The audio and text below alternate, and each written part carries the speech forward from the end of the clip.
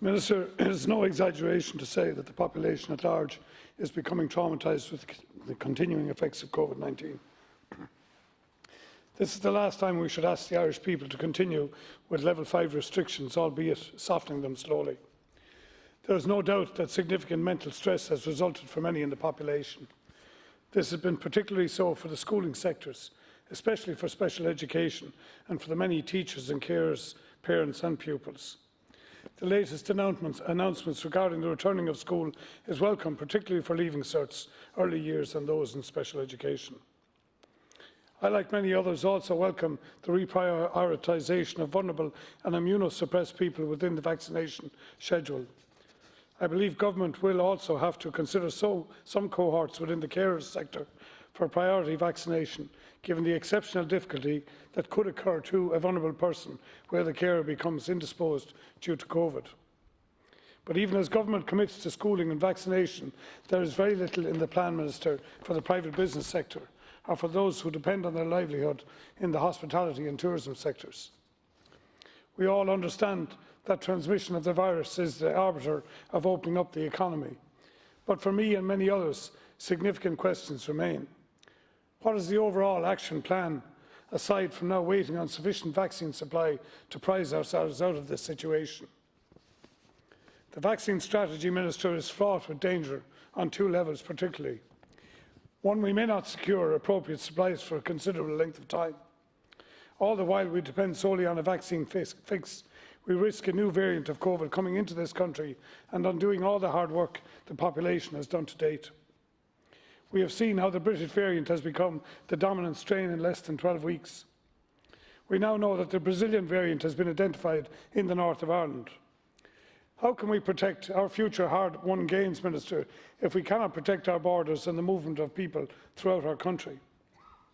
We have had months and months of time to consider border restrictions and full quarantine, and yet we are now faced with waiting for weeks of legislation to be written. This can hardly be deemed to be acceptable, Minister. Along with our furloughed economy, we now have a tsunami of deferred activity in our hospital sector, with waiting lists doubling from where they were 12 months ago. One of the services restarting is BreastCheck, which has been closed for many months now and has over 240,000 awaiting on the mammogram waiting list. This scanning was deemed unsafe given COVID transmission rates. But how is it, Minister, there was never a proposal to try and provide some screen testing to mammogram patients in advance of their scan in order to keep the service operational? This sounds to me like failure, Minister, not fail-safe.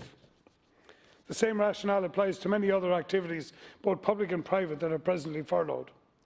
Could our health experts not follow the leads of countries like England, Germany, France and the US and implement antigen screen testing in many of our deferred work settings?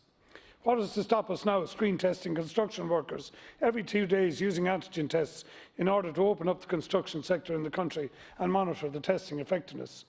There are many other sectors and areas that could benefit from this approach.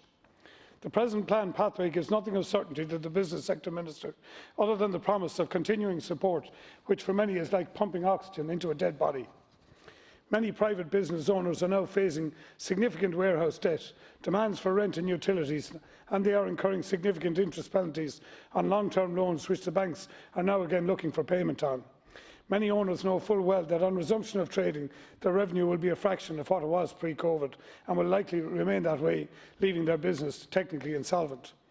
These businesses need something like certainty, Minister. I would like to see government implement the kind of steps that were spoken about early on in the crisis, Minister, that being widespread population screen testing and rigorous testing and border controls. I do not think that we can continue to limp along waiting on European medicine supplies to fully deliver us from this crisis. We need to find new ways, Minister, to live with this virus while we wait technology to hopefully eradicate it fully in the future.